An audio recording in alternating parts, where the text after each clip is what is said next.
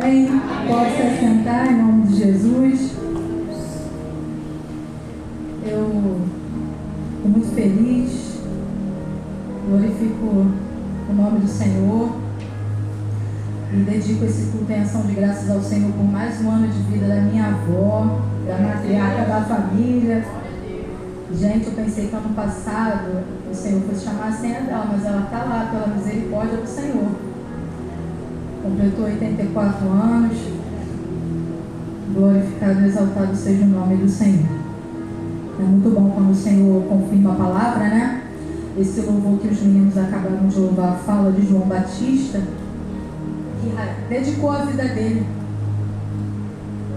gastou a vida dele por um propósito. E nós vamos falar de João Batista. Abram comigo em Lucas capítulo 3. Evangelho de Jesus segundo escreveu Lucas, capítulo 3. Nós iremos ler do 1 até o 20.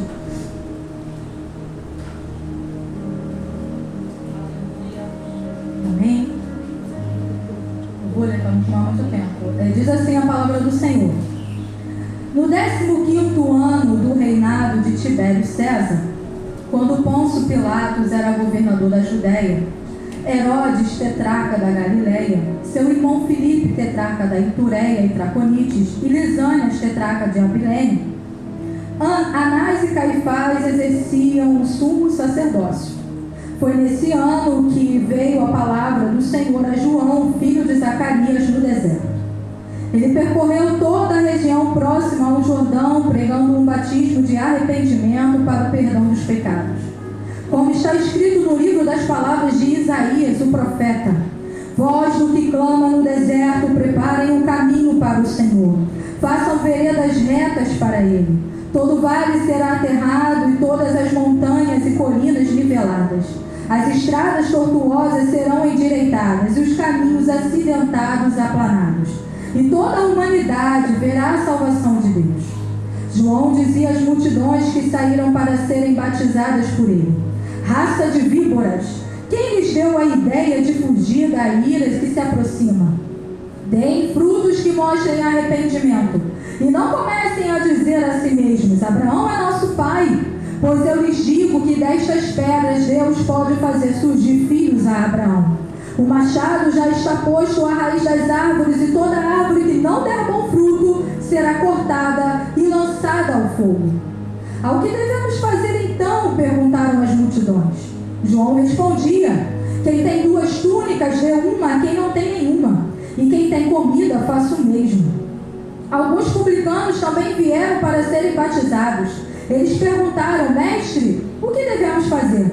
Ele respondeu: Não cobrem nada além do que lhe foi estipulado. Então alguns soldados lhe perguntaram: E nós, o que devemos fazer?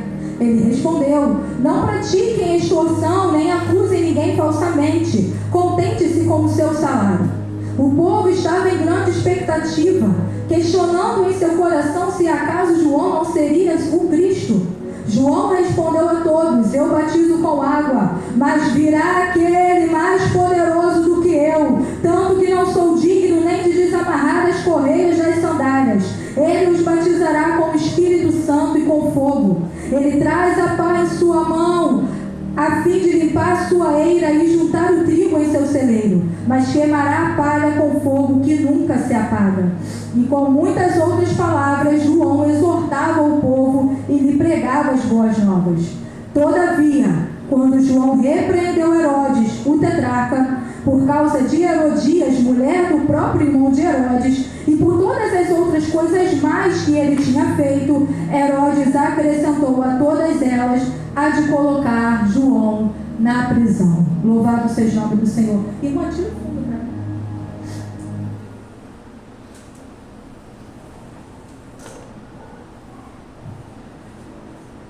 Evangelho de Lucas. Lucas é um grande evangelista, pesquisador, médico, doutor. Ele dedica os 2 primeiros capítulos do seu estudo a falar da infância de Jesus. E chega um certo período que vai até os 12 anos de Jesus, onde Jesus está lá no templo e está falando com os mestres da lei. E aí a Bíblia silencia a respeito da infância de Jesus. E agora João Batista parece que ele está reescrevendo o Evangelho.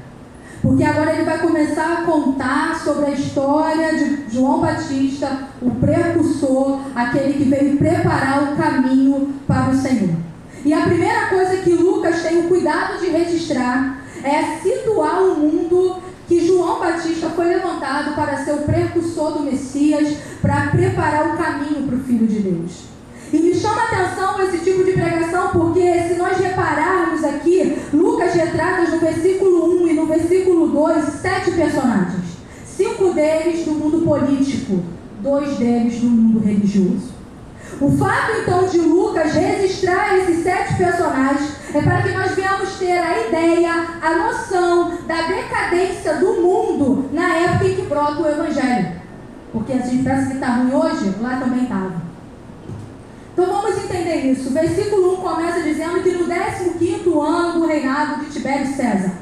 Quem era Tibério César? Tibério César era filho adotivo de César Augusto. César Augusto foi o primeiro imperador de Roma. E Tibério César ele não era só filho adotivo de César Augusto, como ele também foi sucessor de César Augusto.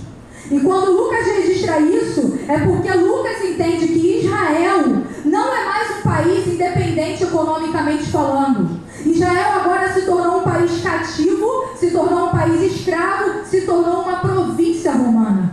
Esse é o período que João Batista é levantado. Período de corrupção política, período de maldade e de violência. Depois que Lucas dá então o cenário geral, agora ele vai falar do cenário regional.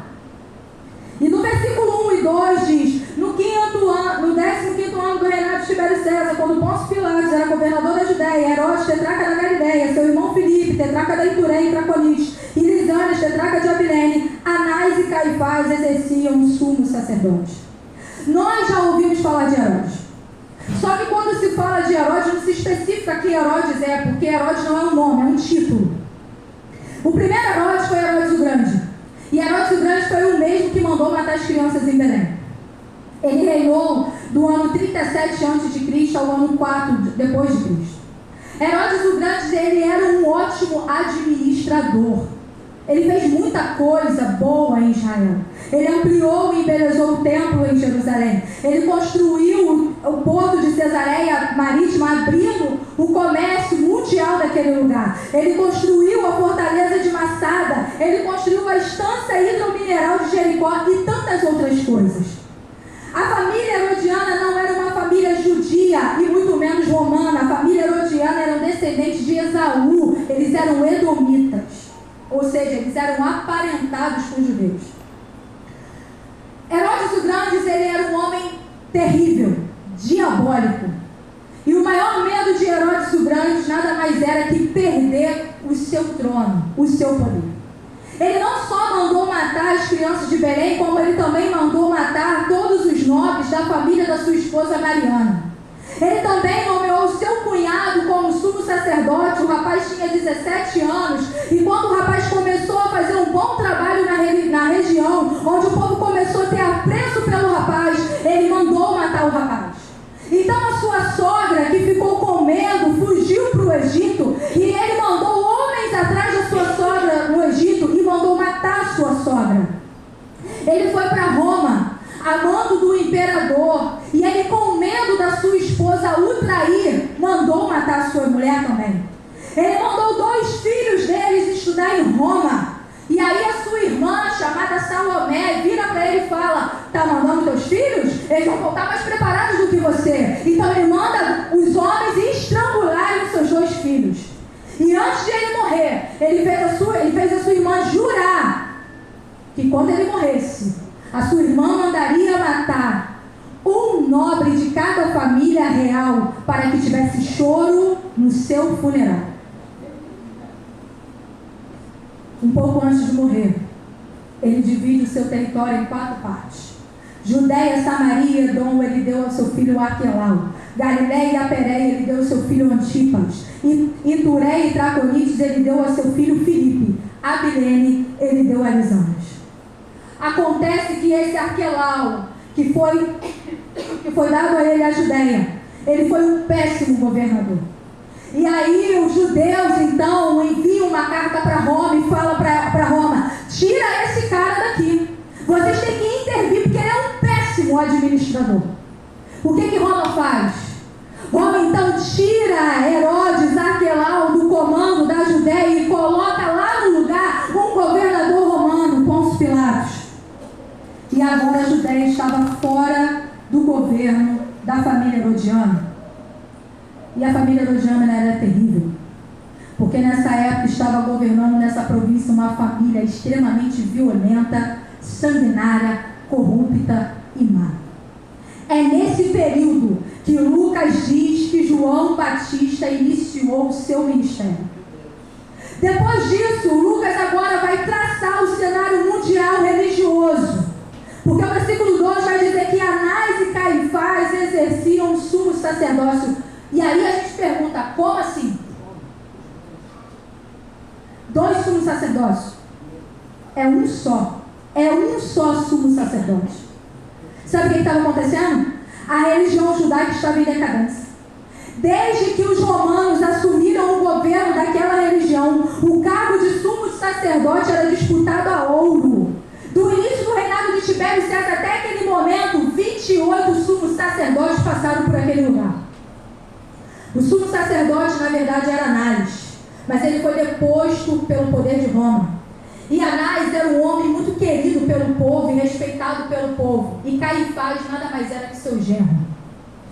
A religião estava corrompida, que agora havia 2 sumos sacerdotes, ambos maus, ambos fazendo da religião uma plataforma para se enriquecerem e engavetarem dinheiro. É nesse cenário que Deus levanta João Batista. Tem 400 anos que Deus não fala com o povo. O templo está lá, os sumos sacerdotes estão lá, os fariseus, os escribas, os saduceus estão lá, todo o aparato religioso está lá, mas a palavra de Deus não está lá, porque a palavra de Deus veio a João. E veio a João aonde? No deserto. A palavra de Deus não veio no palácio de Tibério César, não veio no palácio de Herodes, não veio no palácio de Pôncio Pilatos, não veio no templo em Jerusalém. A palavra de Deus veio para um homem estranho, com hábitos estranhos, que come comida estranha, que se veste de forma estranha e num lugar estranho. E nós precisamos entender uma coisa: Deus nunca vai trabalhar da maneira que nós pensamos.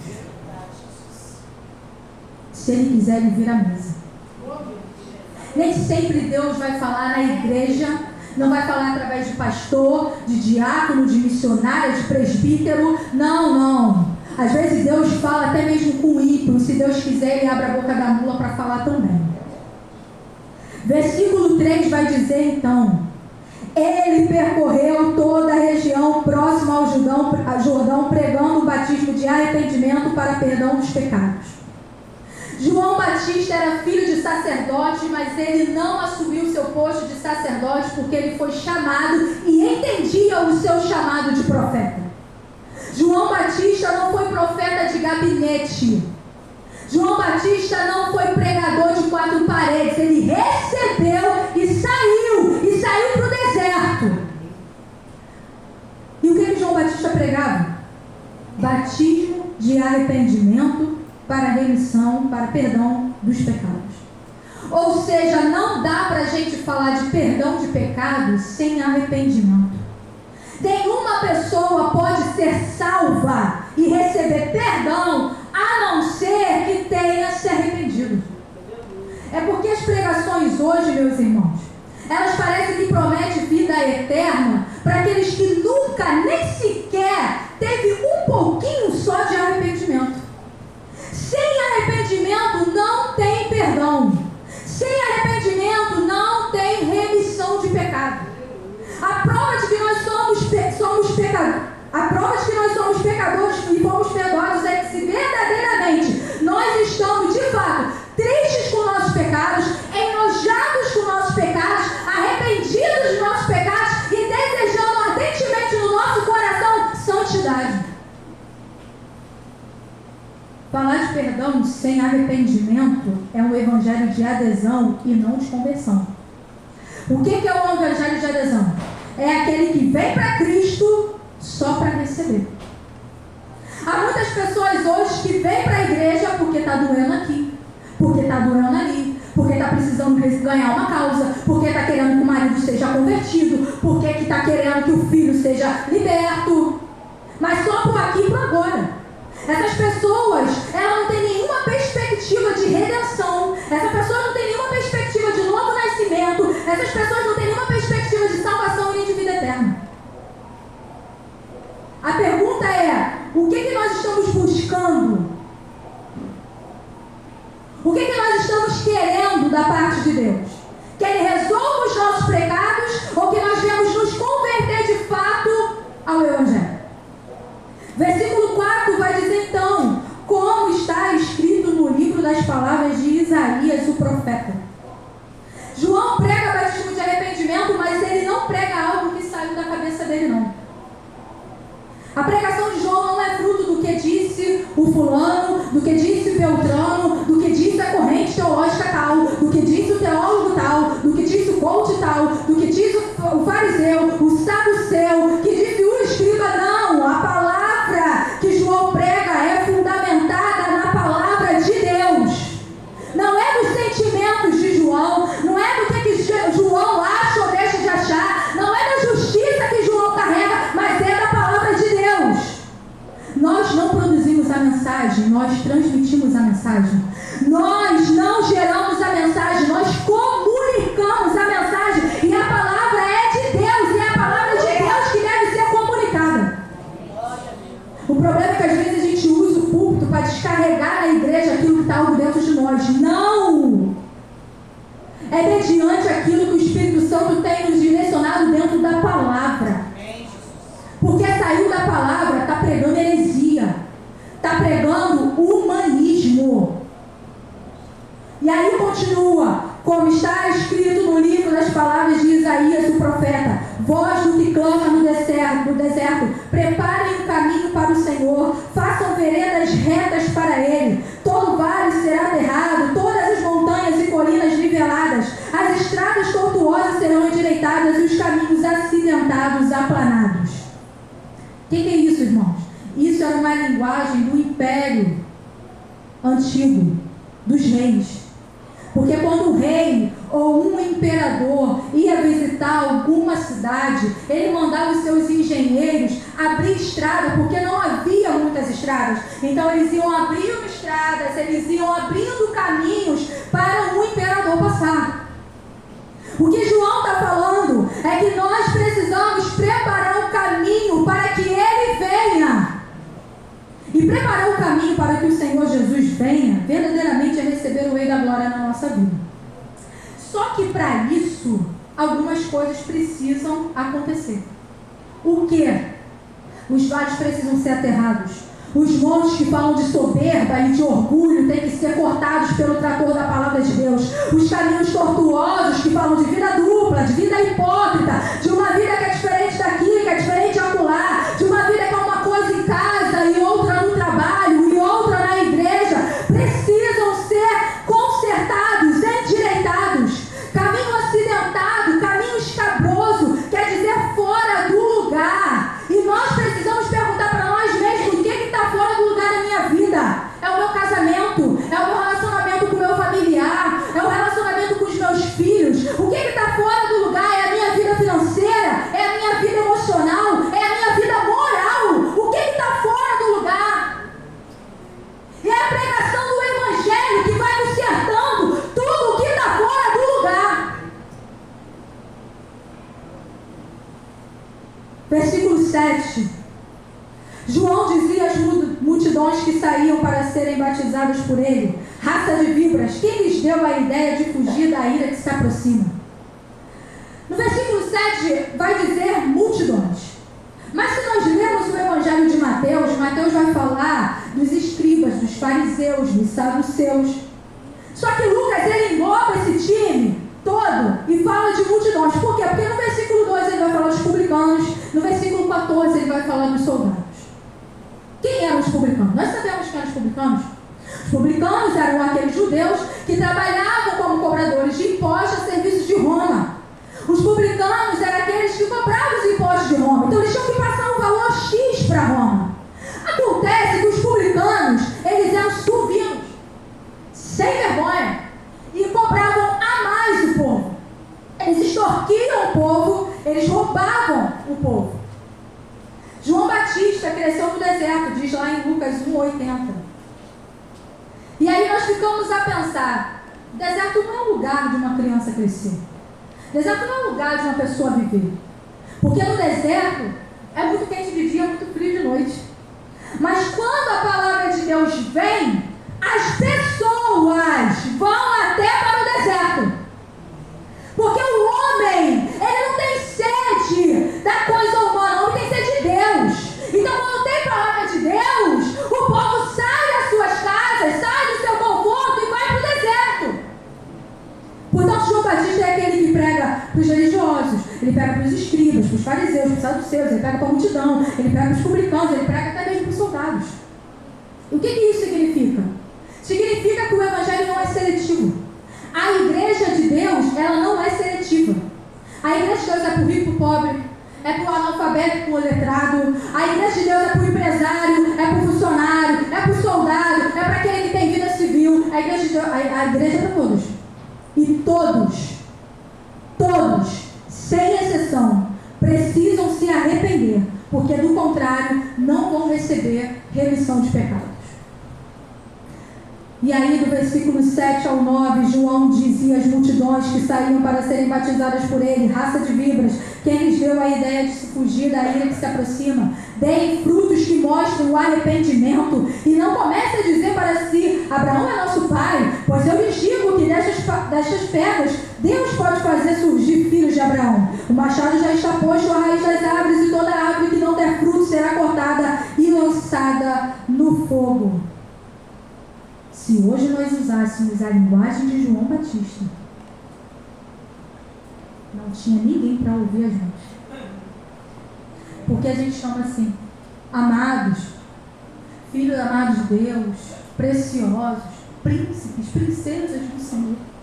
Só que o João Batista olha aquele povo e fala assim: raça de víbora!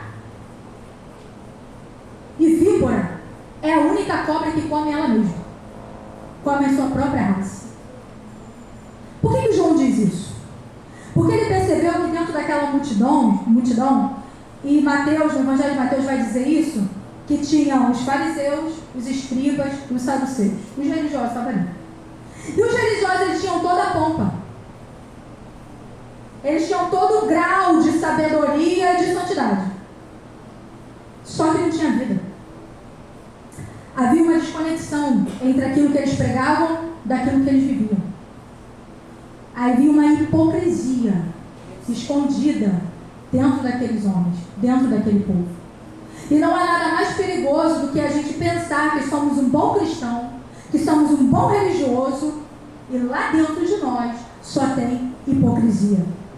João Batista, ele não tinha nenhum interesse de fazer a pregação do Senhor uma plataforma para se promover, ou uma plataforma para fazer relações ali públicas. Não. Ele não estava preocupado em agradar ninguém. Ele não queria chamar atenção porque ele queria holofotes, não. João Batista sabia por que ele estava ali. E João Batista é muito homem para abrir o peito e expor o veneno que aquele povo todinho estava carregando, que era o veneno da hipocrisia, o veneno do auto-engano religioso. E aí João Batista começa a falar do perigo do inferno. Só que hoje não é popular falar do inferno, não. Não é. João está dizendo aqui, raça de víboras, quem lhes deu a ideia de fugir da ira que se aproxima? Sabe o que o João está dizendo? Olha, tem uma ira vindo aí, hein? Não se conserta não para você ver o que vai dar. Mantenha essa máscara da hipocrisia mesmo para você ver o que vai dar. E o tema dele é pesado, porque ele vai falar de inferno. E se fosse nos dias atuais, iam chamar João Batista de pregador do caos. Porque hoje está assim. Se prega a verdade, é pregador do caos. E aí no versículo 8 diz: deem frutos que mostrem o arrependimento. João Batista está demonstrando a inutilidade do arrependimento sem demonstração de fruto. Não é arrependimento e novamente arrependimento. É arrependimento e fruto de arrependimento. Sabe aquele tipo de crente que se arrepende, mas se arrepende assim: Senhor, eu estou arrependido, mas eu vou fazer de novo. Eu quero fazer de novo, Senhor. Porque o Senhor é bom, o Senhor perdoa. E já faz com essa mentalidade. Só que isso não é arrependimento. Porque arrependimento que não mostra mudança é fake. E fake news. Só que aí no versículo 8 ainda ele diz: e não comecem a dizer a si mesmo: Abraão é nosso pai. João Batista rejeitou a ideia de que se nós estivermos ligados a uma pessoa santa, isso nos salvará. Não salva não.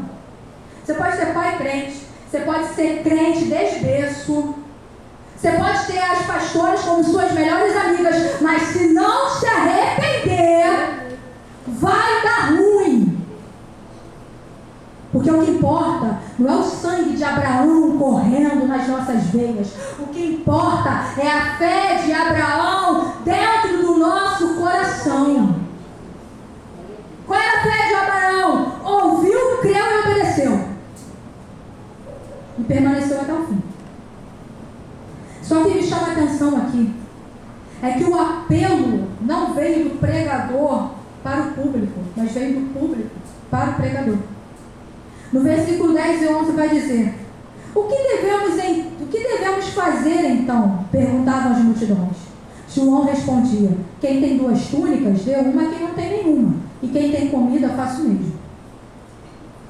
Por que João diz isso?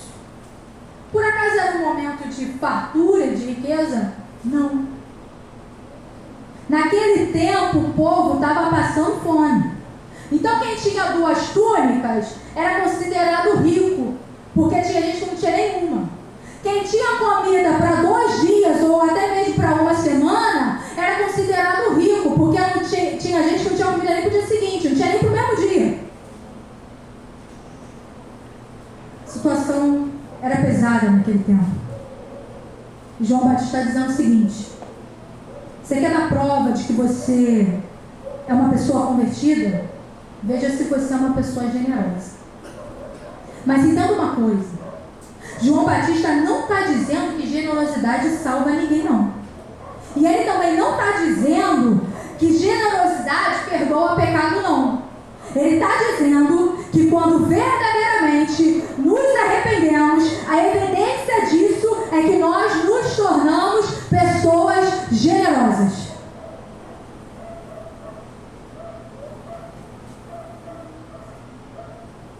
Versículo 12, versículo 13 vai dizer então: alguns publicanos também vieram para serem batizados. Eles perguntaram: mestre, o que devemos fazer? Ele respondeu: não cobrem nada além do que lhes foi estipulado. Sabe o que João Batista está dizendo? Vocês não precisam largar o emprego de vocês, não. Pode ser cobrador de impostos, porque isso não é o problema. Pode ser funcionário público, não tem problema não. Mas faz o favor de largar essa cultura demoníaca de propina e da corrupção. E aí eu fico imaginando João Batista pregando lá em Brasília. Louvado seja o nome do Senhor. É possível ser um empresário honesto. É possível ser um funcionário público honesto. É possível ser um funcionário honesto. É possível ser um político honesto. Porque cristianismo que não se associa com integridade é um falso cristianismo.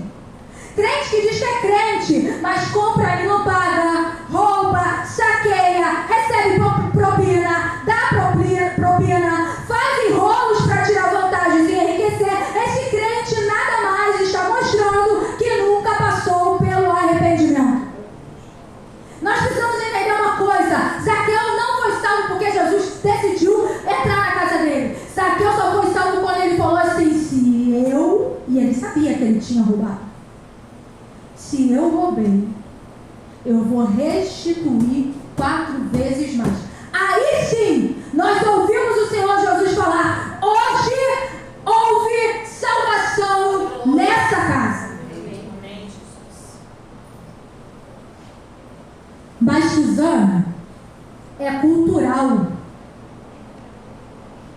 Mas Suzana, todo mundo faz. Só que você é filho. E quando a gente fala assim, mas está todo mundo fazendo, o papai vira e fala: mas você não é todo mundo, riqueza. Mas o que que tem? Eu só estou fazendo uma fezinha. Faz, você pode fazer se tem livre-arbítrio para isso. Mas quando o negócio der ruim, não bota a culpa em mim não. Assuma os seus erros. Ah, mas eu estou comprando e não estou pagando. Não tem problema não, cara. Pode comprar. O pai fala: compra. Compra. Se você não vai pagar, já é um problema seu. E as consequências vêm. E quando vier a consequência, não fala que o diabo se levantou não, meu querido. É assim que o papai ensina. Não adianta aquele pai que bota no colo, mas não dá ensinamento, não dá exortação, não bota de castigo, não conserta, vira anarquia. Se eu deixar meus filhos fazerem tudo que eles querem, vai virar anarquia dentro da minha casa. Filho precisa de regra. Filho precisa de conduta. Versículo 14. Então alguns soldados lhe perguntaram: e nós, o que devemos fazer? Ele respondeu: não pratique extorsão, nem acuse ninguém falsamente. Contente-se com o seu salário. João Batista está dizendo aqui: olha, o problema não é vocês serem soldados, não. Não precisa largar a corporação, não. Pode ser. Mas olha só, para de receber propina. Porque sabe o que acontecia? Eles tinham que fazer a guarda dos publicanos. Quando o povo ia pagar o valor absurdo que o publicano cobrava, às vezes não queria pagar, eles davam, o publicano dava o dinheiro para eles e falava assim: vai lá, faz uma denúncia falsa deles. O problema não é você ser soldado, o pecado não está em ser soldado, mas está na sua conduta corrupta. Versículo 15. O povo estava em grande expectativa, questionando em seu coração se acaso João não seria o Cristo. E as multidões estão vindo. As multidões estão vindo e de repente começa aquele murmurinho: será que ele é Cristo? Será que ele é o Messias?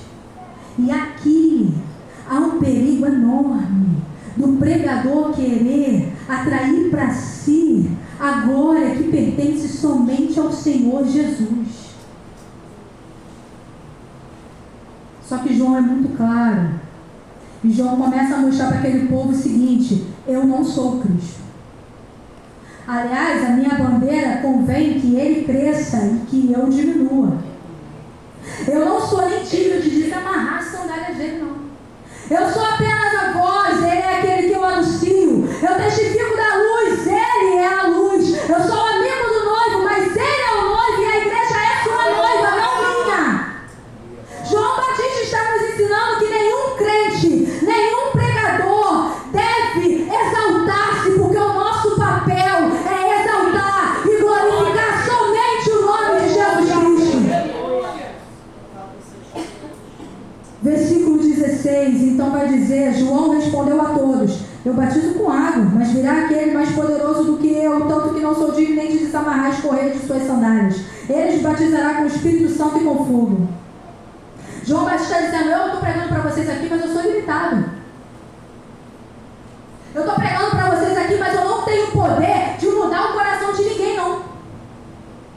O pregador é limitado, João é limitado, mas João está pregando aquele que é ilimitado, aquele que batiza com o Espírito Santo e com fogo. E João Batista, depois de falar que o Senhor vem para batizar com o Espírito Santo, para nos regenerar, para nos purificar, para nos capacitar e para nos sermos introduzidos na igreja de Deus, ele começa a falar no final que agora, nesse momento, a igreja é composta por gente salva e gente não salva. A igreja é composta por trigo e por joio. A igreja é composta por ovelha e por bode. A igreja é composta por aqueles que parecem que é e por aqueles que verdadeiramente é. Mas vai chegar um dia, chegará um dia, que haverá uma distinção muito clara de quem é quem. E aí no versículo 17 e 18 vai dizer: ele traz a pá em sua mão, a fim de limpar sua eira e juntar o trigo em seu celeiro, mas queimará a palha com fogo que nunca se apaga. E com muitas outras palavras, João exortava o povo e lhe pregava as boas novas. Sabe o que isso quer dizer? É que agora, nesse momento, nem as pastoras, nem o ministério, ninguém, exatamente ninguém, pode dizer quem é convertido e quem não é. Ou será que realmente todo mundo que está aqui está salvo? Ou será realmente nós pensamos que só porque nós descemos a água do batismo, nós alcançamos a salvação? Sabe o que João Batista está dizendo aqui? Ei, olha para você e pergunta: quem sou eu? Porque não há maior perigo para a nossa alma do que nós sermos enganados acerca da nossa salvação. Não há maior perigo em dizer eu sou salvo, se na verdade nós nunca passamos por um novo nascimento. Se na verdade nós nunca demos evidência da conversão. Se na verdade nós nunca produzimos dignos frutos de arrependimento. É engano. Mas naquele dia, ele traz a pá em sua mão, a fim de limpar toda a sua eira e juntar o trigo em seu celeiro, mas queimará a palha com fogo que nunca se apaga. Versículo 19 e 20 vai dizer então: todavia, quando João repreendeu Herodes o tetrarca, por causa de Herodias, mulher do próprio irmão de Herodes, e por todas as outras coisas mais que ele tinha feito, Herodes acrescentou a todas elas e há de colocar João na prisão. Por que João atacou Herodes? Quem é esse Herodes? Esse Herodes é Herodes Antipas. Herodes Antipas era o filho mais parecido com Herodes o Grande. Era um louco, era um sádico. E Herodes Antipas nada mais fez do que casar com a irmã do seu irmão, que é Herodes Filipe. Ele casa com Herodias, a mulher de seu irmão. Só que Herodes Antipas, ele não é somente o cunhado de Herodias, ele também é tio de Herodias. Porque o pai de Herodias, Aristóbulo, é meio-irmão de Herodes Antipas, porque Aristóbulo era filho de Herodes o Grande. Ou seja, não era apenas um pecado de adultério, era um pecado de incesto. E isso provocou um escândalo no povo. Por isso João Batista confronta o rei Herodes. Ele coloca o dedo na ferida do rei Herodes, acusando o rei Herodes de um pecado que nem político era um pecado moral. E aí nós estamos vendo uma galera pregando assim, como eu já ouvi: Antigo Testamento só fala de moral. O negócio é o Evangelho de Jesus. Cristianismo sem moral não existe. Por que Jesus não tinha pecado? Porque ele tinha moral para cumprir toda a lei.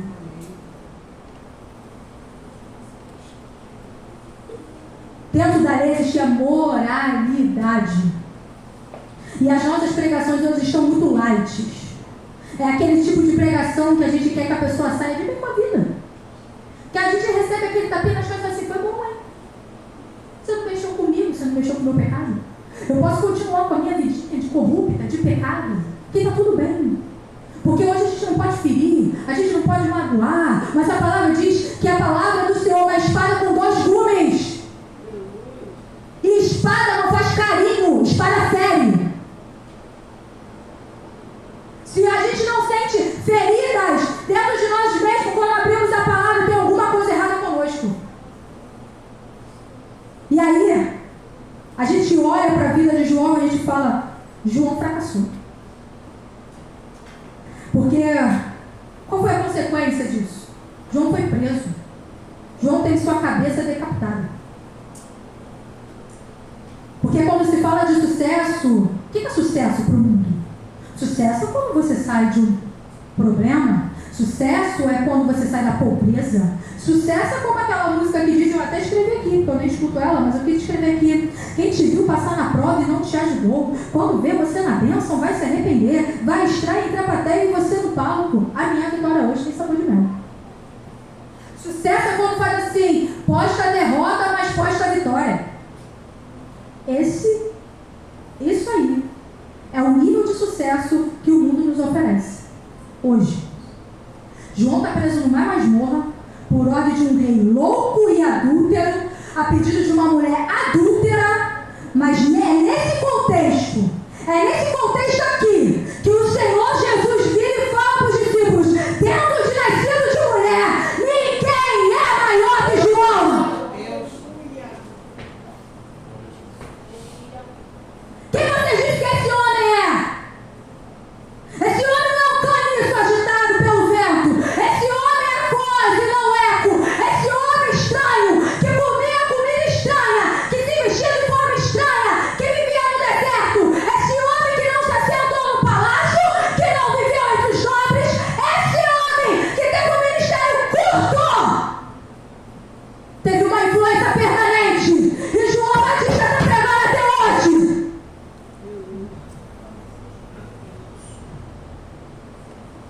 Prega, João. Prega, João. Prega, João.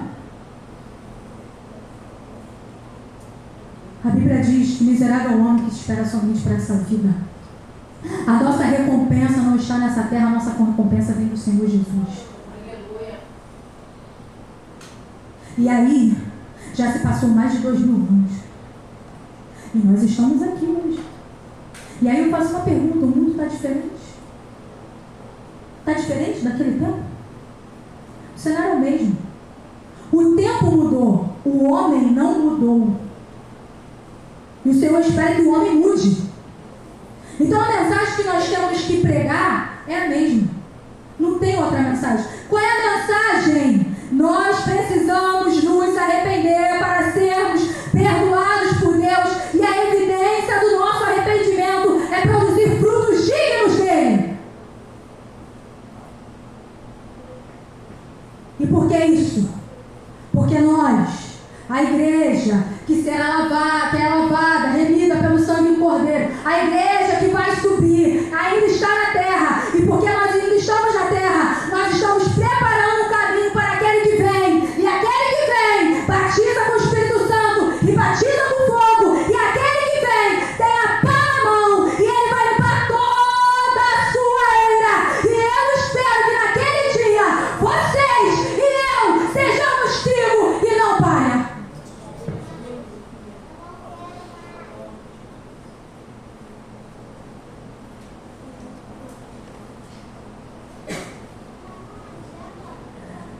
Essa palavra veio de encontro ao meu coração e me fez chorar copiosamente. Porque a gente se conforta com a nossa vidinha religiosa. Tá tudo bem eu ministrar a escola bíblica. Tá tudo bem eu estar no culto terça, sexta e domingo. Tá tudo bem eu cantar no ministério de louvor. Tá tudo bem. E aí eu estava ouvindo esse louvor que os meninos estavam cantando aqui. E esse louvor veio de encontro ao meu coração, porque fala de João Batista, que perdeu tudo com alegria. A pergunta é, eu estou perdendo tudo com alegria? Eu estou fazendo tudo para o Senhor? Ou eu estou dando para o Senhor aquilo que está sobrando na minha vida? Porque não adianta dizer, não é sobre estar, não é sobre estar, é sobre ser.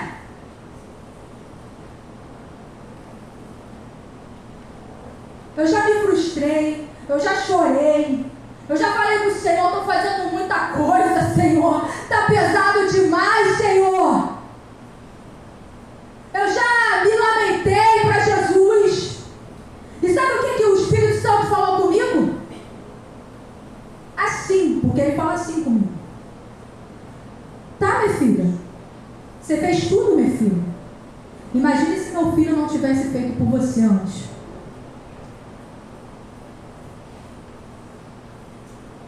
E a gente está murmurando. E a gente está reclamando. Então, eu vi uma pastora, Eliana Tanuri, uma ministração da Eliana Tanuri, e também vi um outro pastor, que eu não me recordo o nome agora, falando isso. Tem gente que não deve cantar essa música. E a pergunta é, será que eu devo cantar essa música?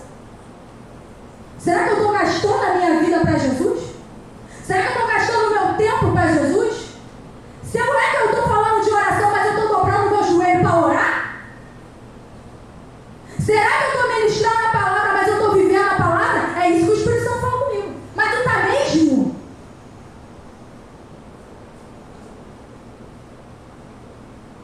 Se coloca de pé em nome de Jesus. Feche os seus olhos. Dia de Santa Ceia. Dia de partilharmos do corpo do Senhor. Senhor, Tu me deu essa palavra. Essa palavra rasgou no meu coração, me fez chorar, me estremeceu, me doeu, porque eu estava confortavelmente com a minha vidinha religiosa. Mas, Senhor, me ajuda, nos ajuda. Ajuda a Tua igreja, Senhor. Senhor, nos limpa, nos capacita, o Senhor já faz. Nós não podemos colocar na Sua conta aquilo que é responsabilidade nossa, não, Senhor. Mas nós pedimos perdão, Senhor, nos perdoa, Pai. Nos perdoa porque é constrangedor ver a vida de João Batista e olhar para a nossa vida. E nós reclamamos e murmuramos, porque nós achamos que nós estamos fazendo muito. Ou muitas das vezes nós achamos como Elias, só tem a nós, só tem eu, Senhor. E o Senhor está falando, não, tem 7 mil lá que não se dobraram, não. Nos ajuda a ser os 7 mil, Senhor. Nos ajuda a permanecer, Senhor. Nos ajuda a pregar a Tua palavra e não aquilo que nós sentimos, pensamos, Senhor. Nos ajuda a renunciar ao nosso eu, Senhor. Senhor, quebra o nosso ego. Senhor, quebra, Senhor, o nosso orgulho. Senhor, nos coloca no chão mesmo, com a boca no pó, a pedir perdão a Ti, Pai. Porque nós somos miseráveis. Nós somos fracos, mas é aí que o Senhor fala na Tua palavra que quando nós somos fracos, nós somos fortes, Senhor. Então, Senhor, nós Te pedimos nessa noite, Senhor, nos batiza de novo com o Teu Espírito, Pai. Nos enche de novo com o Teu Espírito, Senhor. Senhor, nos ajuda a renunciar a nossa carne, Senhor. Porque muitas das vezes nós colocamos na conta do diabo aquilo que só está mesmo